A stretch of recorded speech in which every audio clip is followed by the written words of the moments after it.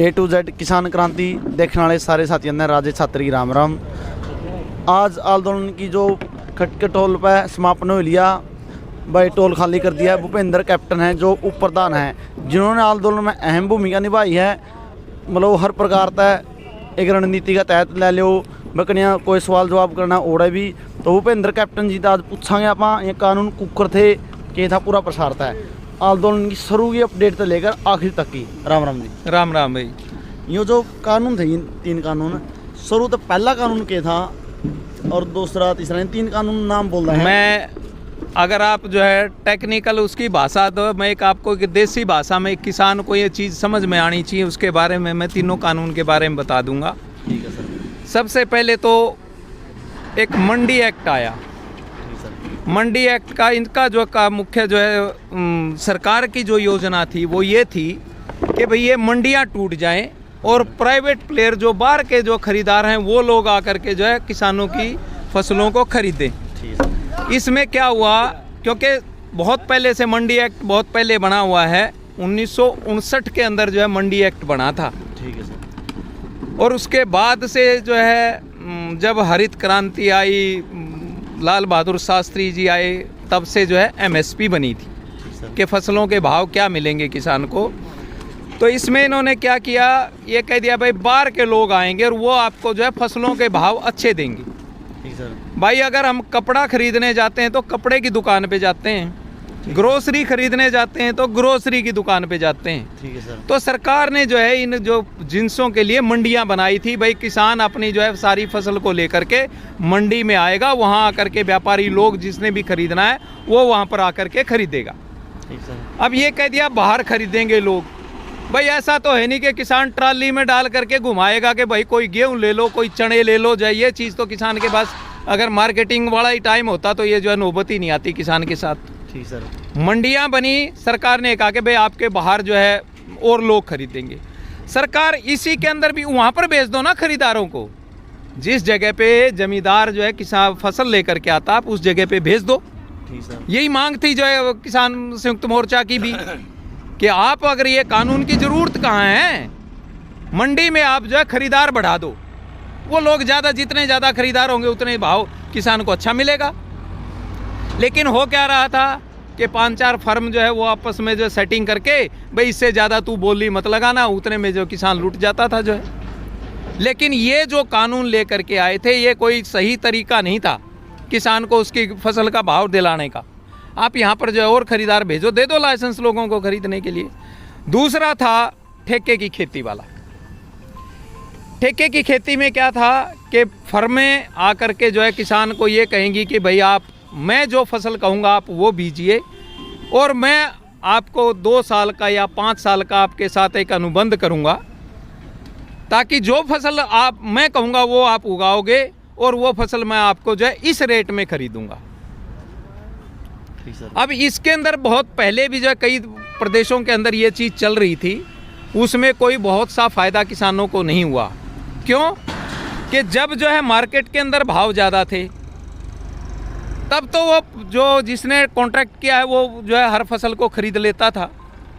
लेकिन अगर भाव घट गए तब जो है फिर वो आनाकानी करता था कि फसल जो है वो अच्छी नहीं है, क्वालिटी बढ़िया नहीं है, मैं ये क्वालिटी मुझे चाहिए थी। ये कोई फैक्ट्री तो है नहीं सर, ये तो बाहर जिन्स है। जो फसल बीजता है वो ऊपर वाले के ऊपर निर्भर करता है, मौसम कैसा रहेगा भाई उसके अच्छी भी हो सकती है, दाना मोटा भी होगा, पतला भी होगा, सारी चीज़ होंगी इसमें। आप ठेके की खेती में हिसाब, या तो ये कहे वो ठेकेदार कि भाई तू ज़मीन का अपना जो है हिसाब किताब ले, मैं अपने आप खेती करवाऊंगा, वो अलग मैटर, वो आज भी गांव में चल रहा है। हाँ सर, वो लेकिन तो यहाँ पर जो है हम भी करते हैं अब तो। लेकिन ये वो बिल नहीं थे।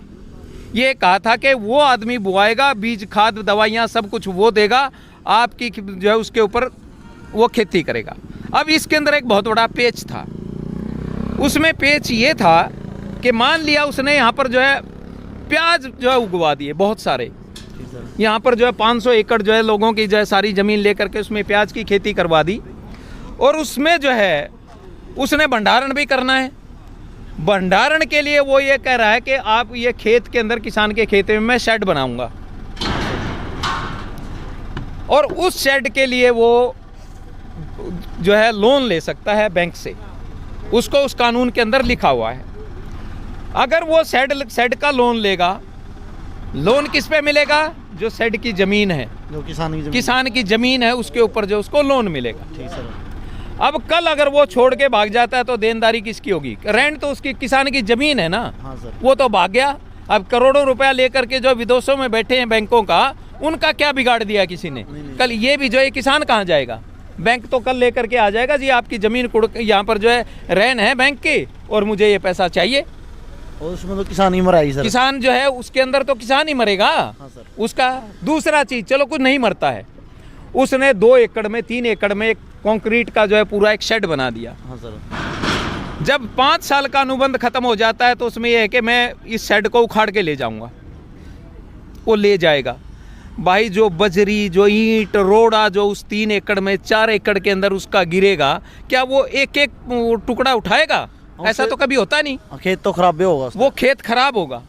इसलिए ये अनुबंध जो है किसान के हित में नहीं था और इसीलिए इसका विरोध चल रहा था। ठीक है सर। तीसरा जो है वो हालांकि किसान के लिए नहीं, वो सबके लिए लागू है। ठीक सर। एक स्पेशल कमोडिटी एक्ट आया था, पहले से बना हुआ है वो हमारे यहाँ, कि कुछ जिनकी सरकार ने एक लिस्टिंग दे रखी है, आप वो एक लिमिट बना दी कि इससे ज़्यादा का आप भंडारण नहीं कर सकते। ठीक सर। अगर भंडारण जैसे पहले जो है मार्केट के अंदर काला बाजारी, जिसको हम लोग पहले भी कहते थे, हाँ सर। कि लोग जो है स्टॉक कर लिया, मार्केट में जो है कोई चीज़ घट गई, उसके भाव बढ़ेंगे, तब वो उस स्टॉक को निकालेगा, जब सस्ती होगी तब खरीद करके अपने पास स्टॉक बढ़ा देगा वो। इस चीज़ को रोकने के लिए सरकार ने एक स्पेशल एसेंशियल कमोडिटी एक्ट लेकर के आई थी। ये तो सर वो है अभी था, जैसे डीएपी की मात्रा थी, ये लोगों ने जरूरत उस टाइम स्टॉक कर लिया था। डीएपी क्यों? अभी आप देख लो ना, आज टमाटर जो है 80 रुपये बिक रहा है। हाँ सर। और प्याज जो है 150-200 रुपये बिक लिया। हाँ सर। क्या शॉर्टफॉल हुआ था? क्या नहीं था। फसल जो है, जब भाई फसल होती है तो गवर्नमेंट का सब जगह से मीडिया में खबरें आती हैं कि इस बार बम्पर फसल हुई है प्याज की। हाँ सर। लेकिन जमींदार को नहीं मिलता, किसान को तो वही 2.5-3 रुपए जो है मिलता है रेट। हाँ सर। लेकिन ये जो बड़े बड़े पूंजीपति उस प्याज को ला करके स्टॉक कर देते हैं। स्टॉक कर लेते हैं। जब मांग बढ़ जाएगी और मार्केट के अंदर जब माल नहीं होगा तो अपने आप कीमतें बढ़ेंगी, उस टाइम ये लोग उस महंगे भाव में निकालेंगे। ठीक है। तो इसलिए जो है ये चीज़ पूरे, चाहे किसान, मजदूर, हर उपभोक्ता के लिए कानून बहुत खतरनाक था। आप इसीलिए सरकार ने जो पहले कानून लेकर के आई थी कि इसके ऊपर लिमिट लगाई जाए, तो इसलिए इसको जो है इसको एक लिमिट दा कि भाई इससे ज़्यादा आप अपने घर में भंडारण नहीं कर सकते। एक सर जो एमएसपी थी अपनी, उस पर अब क्या है कि एक जो है, हालांकि अभी तक तो सरकार ने किसानों को लूटा ही है, चाहे किसी की भी सरकार आई हो। हाँ सर। एमएसपी कुछ नहीं, एमएसपी एक झुंझुना है। ठीक है सर। अभी जो सरकार दे रही है, ठीक सर। अभी तक सरकार ने सर्वे करके ये नहीं निकाल पाई कि 1 एकड़ की फसल को उगाने में, गेहूं उगाने में कितना खर्चा आता है। इसके भी 3 अलग अलग स्लैब हैं। पहला ये कि ज़मीन का मालिकाना हक उस किसान के पास है। हाँ सर। उसके रेट कुछ और होंगे, लागत कुछ और होगी। कोई आदमी ठेके पे ज़मीन लेकर के खेती करता है, उसकी लागत कुछ और होगी। एक के यहाँ बिजली का ट्यूबवेल है और एक जो है डीजल से पकाता है, इन दोनों के भी जो है खर्चे में फ़र्क आ रहा है। फर्क हुआ सर। तो ये जो इस चीज़ का कोई ऐसा फार्मूला नहीं बनाया कि सरकार ने कि इसको एमएसपी किस तरीके से कैलकुलेट करी जावे कि भाई 1 एकड़ गेहूं के अंदर कितनी लागत आई और इसमें किस मुनाफा किसान का कितना हो। ठीक सर। और उसके जो परिवार ने, उसने खुद ने जो वहाँ पर काम किया, उसकी लेबर भी चाहिए उसको। हाँ लेबर तो चाहिए सर, जब हर किसी तो ये सारी चीज़ें अभी भी एमएसपी में, तो अगर जो एमएसपी का भाव है गेहूं का 1975 रुपये, इसके अंदर भी जो है उसकी उतनी तो लागत ही लागत है, बचत कुछ भी नहीं है। ठीक सर। लेकिन सरकार हर बार जो है वो कह देती है कि जी हमने 20 रुपये बढ़ा दिए, 50 रुपये बढ़ा दिए, गेहूं जो लोग तालियां बजाते हैं कि भाई किसान के 50 रुपये बढ़ा दिए, लेकिन वास्तविकता यह है कि अभी तक लोगों को ज्ञान नहीं था। ठीक सर। सरकार जो कर देती थी हम लोग मान लेते थे कि भाई चलो सरकार ने बहुत अच्छा कर दिया, लेकिन इस किसान आंदोलन ने लोगों को जागरूक किया। इनको अपनी जो है कीमत का पता चला कि मैं कितना खर्चा लगा रहा हूं और मुझे कितनी आमद हो रही है, उस पे मुझे कितना मिलना चाहिए था। अब लोग इसके बारे में जो है हिसाब किताब रखना शुरू कर देंगे। अभी तक तो किसान कभी हिसाब किताब रखता ही नहीं था। एक तो ये आंदोलन इससे लिए फ़ायदेमंद हुआ कि लोग जागरूक हुए, किसानों में एकता बढ़ी। ठीक सर। अब रही बात जो है ये कानून के बारे में, 5 जून 2020 को जब कोरोना की पूर्ण जो है पीक पर था, हाँ सर, तब इसका एक अध्यादेश जो है भारत सरकार लेकर के आई इन तीनों कानूनों का। भाई न तो ये किसान की डिमांड थी हाँ सर, कि हमें ये चीज़ चाहिए। हमने तो एक डिमांड पहले से बहुत से कि स्वामीनाथन आयोग की रिपोर्ट हम मांग रहे भाई, उसके हिसाब से आप हमें फसलों की कीमत दीजिए। हाँ सर। लेकिन वो न दे करके ये 3 जिसको हम ये कह रहे हैं कि तीनों काले कानून थे, ये सरकार एक बैक डोर से जो है पिछले दरवाजे से जून में जब लोग लॉकडाउन के अंदर बैठे थे सरकार लेकर के आ गई, उस टाइम लागू कर दी सर, कि भाई ताकि लोगों को पता भी ना चले और चुपचाप ये लागू हो जाए। लेकिन अपने किसानों ने पता चल गया इस विषय में और आंदोलन शुरू हो गया। नहीं, इस आंदोलन में मतलब इतना लंबा आंदोलन चलाया, किस डाल कितने मतलब तकलीफें हुई, जो भी हुआ मतलब पूरी प्रक्रिया। अभी आप ये देखिए कि इससे पहले दिल्ली कूच से पहले सबसे पहले ये आंदोलन चला पंजाब के अंदर। हाँ सर। क्योंकि आज भी हम इस चीज़ को मानते हैं कि पंजाब का जो किसान है वो हरियाणा, राजस्थान और यूपी के किसान से अग्रणी है आज भी। ठीक सर। उसको पता है, वो अपने जो है फसल का ब्यौरा पूरा रखता है, खर्चे का भी हिसाब किताब रखता है। हम लोग नहीं रखते हरियाणा वाले जो है। ठीक सर। अब वहाँ पर जो है जब उनको ये पता चला ये कानून जो है ये किसान हितैषी नहीं है, तो 3 महीने पहले जब सितंबर में 19 सितंबर को जब ये कानून पास हो गया संसद के अंदर, तब से जो है पंजाब के अंदर ये आंदोलन शुरू हो गया। लेकिन सर पहले तो पंजाब ने करी, लेकिन पंजाब की एक भूमिका और देखी, उन्हें खाना पीना राशन सारा सामान ले पहले चल पड़े थे। मतलब कितना लंबा समय लग जी। उनको ये पता था कि 3 महीने तक किसान वहाँ पर बैठे रहे पंजाब के अंदर। केंद्र सरकार की कान पे जू नहीं रहेंगी। नहीं, बाकी स्टेटों के अंदर कोई खास आंदोलन था नहीं। बाकी स्टेटों में, हरियाणा में भी था, इक्का दुक्का जगहों पे थोड़ा थोड़ा था, लेकिन जिस तरीके से पंजाब के अंदर था वो हरियाणा में नहीं था। अब इन्होंने ये जो है रणनीति बनाई कि हम लोग यहाँ से दिल्ली कूच करें। ठीक सर। यहाँ सरकार नहीं सुन रही हमारी, और हम बाकी प्रदेशों को भी जागरूक करके और इसकी कमियां बताएं लोगों को। भाई ये जो बिल लेकर के आई है सरकार, ये बिल जो है किसान के लिए हितैषी नहीं है, बल्कि किसान के लिए को ये जो है मारने वाले जो है बिल हैं। लेकिन सर जिस तरह मतलब विरोध प्रदर्शन चले, नेता मतलब जमाओ आपने बंद कर दिया था आना जाना, और उसमें हर प्रकार की मतलब तकलीफें हुई, लाठियाँ भी झेल ली हैं, आंसू के गोले लगे, केस भी उठे हैं, मतलब इतना तकलीफ सहन करिए, लेकिन फिर भी आप आंदोलन जीतते हैं। उसका देखो, यहाँ पर जो है किसान पूरी शिद्दत के साथ इस आंदोलन के अंदर जुड़ा हुआ था। ठीक सर। उसने न कभी अपनी जान की परवाह की, न कभी मौसमों की परवाह की। सर्दी यहाँ से इसके ऊपर से निकल गई, बारिश इसके ऊपर से निकल गई, गर्मी इसके ऊपर से निकल गई, सभी तरीके के मौसमों की मार को झेलता हुआ 1 साल तक निरंतर दिल्ली के बॉर्डर पे अपने टेम्परेरी शेडों के अंदर बैठा था। हाँ सर। कहीं तो टेंट पहले लगे थे, पता है आप लोगों सब जो है कि कभी आज टेंट उड़ गया, बारिश के अंदर जो है टेंट भीग गया, बिस्तर भी गीले हो गए, पूरी रात लोगों ने बैठ करके काटी। ये जो है आंदोलन, ये उनकी तपस्या थी किसानों की। आज जो जीत हुई है, मैं ये कहता हूँ उन किसानों की जिन्होंने 1 साल तक जो है तप किया। ये आंदोलन नहीं था, ये किसान का तप था, तप किया उन्होंने 1 साल तक।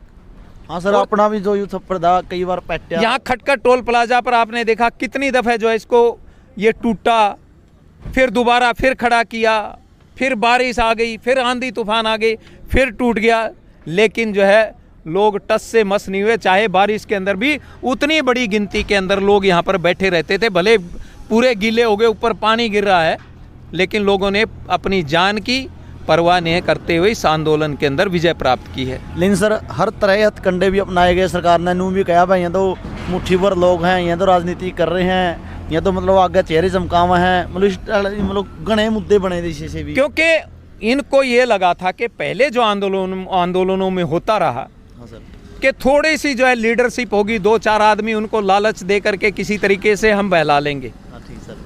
तो जब इनको ये पता चला कि ये जो इसके अगवा करता, जो 40 आदमियों का किसान संयुक्त मोर्चा के जो लीडर, जिनके ऊपर किसानों ने भरोसा जताया, उसके अंदर जो है इनको ये पता था ये टूटने वाले नहीं हैं। तो फिर दूसरी रणनीति सरकार ने कि इनको बदनाम कैसे किया जाए। कभी इनको ये कह दिया ये तो सरदार हैं, आतंकवादी हैं, ये तो जो है खालिस्तान की मांग करने वाले लोग हैं, इस तरीके के उनके ऊपर आरोप लगाए। जब ये कहा कि हरियाणा के, बोला ये तो जो है मुट्ठी भर किसान बैठे हैं, ज़्यादा किसान नहीं हैं, 1-2 ज़िले के 10-20 आदमी बैठे हैं। कभी इनको ये कहा तो ठलुए हैं, निठल्ले हैं, दारू पीने के लिए यहाँ आते हैं। इनके ऊपर जो है तरह तरह के आरोप लगाए, लेकिन ये सच्चे थे और इनकी मेहनत रंग लेकर के आई और देश के प्रधानमंत्री को ये चीज़ माननी पड़ी कि किसान सही था। आज भी जो है, कल मैं आज पेपर में मैं पढ़ रहा था, वो ये कह रहा है कि जो है एक मंत्री हरियाणा का गुज्जर, कि भाई आप लोग शादियों में जाओ अपने कार्यकर्ताओं को और आप जा करके ये 4 बातें लोगों को बताओ कि किसान जो है, किसान इनको समझ नहीं आई। ठीक सर। और दबाव बना करके ये कानून जो है किसानों को, और न किसान ये बता पाए कि ये इनमें गलत क्या था। भाई ये तो पहली मीटिंग से एक एक शब्द जो है, शब्द से शब्द, किसानों ने पूरी मीटिंग के अंदर ये जो है, वहाँ किसान जब कृषि मंत्री के साथ मीटिंग हो रही थी, एक एक लाइन का ये बताया था कि ये जो लाइन है ये किस प्रकार से किसान के लिए घातक है। ठीक सर। और हर किसान को पता है कि ये अभी तक सरकार क्यों नहीं बता पाई। किसान को तो पता है तीनों जो काले कानून हैं ये किसान के हितैषी नहीं है, लेकिन सरकार भी किसानों को नहीं समझा पाई। अगर उनमें कोई चीज़ अच्छी होती तो लोग भी समझते, मूर्ख थोड़ी हैं किसान। किसानों को अपना अच्छा बुरे का तो पता है। हाँ सर, इतना पता है। लेकिन जो है उन्होंने ये चीज़ जो है, क्यों इसमें कुछ अच्छा था ही नहीं, ये सिर्फ वो एक झूठी जय बोलने वाली बात थी कि जो मोदी जी ने कर दिया वो सही है। सिर्फ इस अहंकार के वश जो है इन्होंने लोगों को दबाने का प्रयास किया। इनके ऊपर जो है कभी इनको खालिस्तानी, आतंकवादी, कभी बलात्कारी, क्या क्या संज्ञाएं किसानों को नहीं दी इन्होंने। इन सर कई बार नू भी आया मुद्दे उठे, बस संयुक्त किसान मोर्चा में फाड़ होगी, राजनीतिक हो रही है, मतलब ऐसे ऐसे घने मुद्दे आए इसी से भी। क्योंकि बदनाम करने के लिए, इस आंदोलन को बदनाम करने के लिए सरकार ने सभी हथकंडे अपनाए। सर अभी यहाँ पर भी जो है, जब हमने ये कह दिया था कि हम जितने भी जो है बीजेपी और जेजेपी के नेताओं का हम विरोध करेंगे, तो जो है जिन नेताओं ने कभी अपने हलके में आकर के नहीं देखा हाँ सर कि इनको क्या दुख तकलीफ है, क्या इनकी जो है ज़रूरतें हैं, हाँ सर, वो आदमी रोज यहाँ पर दौरे करने के लिए आ रहा है कि आज फलां वो आ रहा है, आज जेजेपी का आ रहा है, आज बीजेपी का आ रहा है। उसकी जिम्मेवारी तो ये बनती थी अपने हलके में जाए, वहाँ लोगों की तकलीफों को दूर करे। हल्कुम तो आते ही नहीं, सिर्फ इलेक्शन ही टाइम पाओ या उरा नू बेरा था भाई अपने वोट बैंक बन जाएगा, बंदे बंधाए लोग हैं सारे इकट्ठे हुए मिलेंगे, पूरा भाषणबाजी करोगे।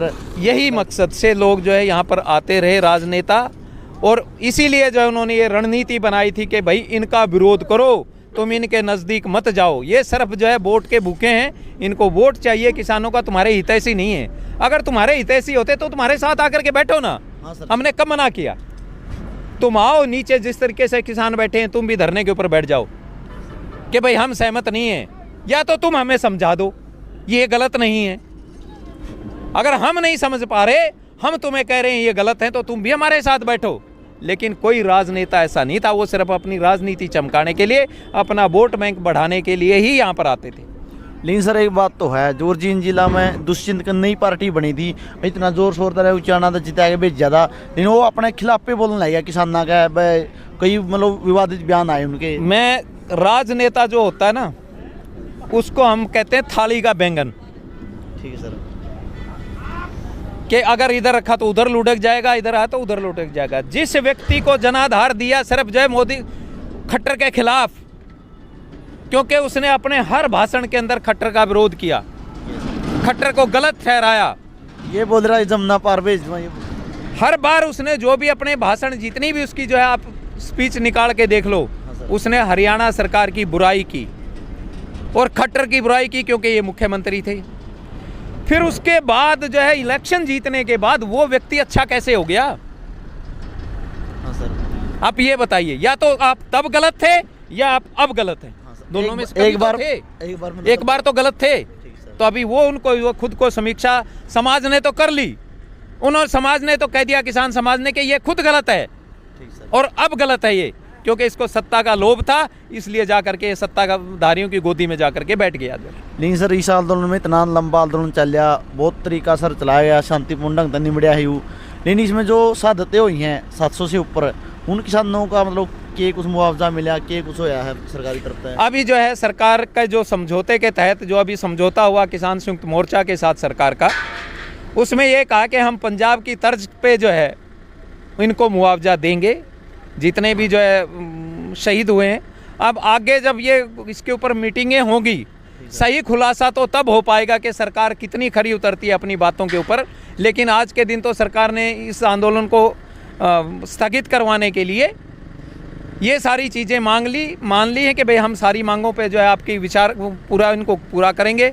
अब कितना कर पाते हैं कितना नहीं, आने वाला वक्त बताएगा। सर ये भी सुनने में आया कि कुछ संयुक्त किसान मोर्चा में कमेटी में लिए गए हैं जो बातचीत करेंगे, क्योंकि हमने एक मांग रखी थी कि आप जो एमएसपी के लिए जो कमेटी बनाओगे उसके अंदर किसानों की भागीदारी होनी चाहिए। तो इन्होंने क्या किया, उन आदमियों को, उन किसानों को ले लिया जो इस बिल के समर्थन में थे, जो सरकार के पिट्ठू, क्योंकि किसान एक भारतीय किसान संघ भी है बीजेपी का, अगर उसमें से आप किसानों को ले लेते हो तो ऐसे लोगों को, वो तो सरकार की भाषा बोलेंगे। इसलिए किसान संयुक्त मोर्चा ने ये कहा था, किसान संयुक्त मोर्चा के ही लोग इस कमेटी के अंदर अगर शामिल करने की आप जो है मंजूरी देते हो तो हम इस बात को मानेंगे, वरना नहीं। धन्यवाद कैप्टन साहब आपका। और साथियों आपने देखा कैप्टन साहब पहले फौज में अपना मतलब टाइम दिया, बहुत ज़्यादा देश की सेवा करी, रक्षा करी, और ईब आंदोलन में अहम भूमिका निभाई है इन्हें। और साथियों आपने अपने कमेंट में राय दियो, और धन्यवाद सभी साथियों का। A to Z किसान क्रांति चैनल देखने वाले ने सब्सक्राइब कर लियो, बंद कर दे।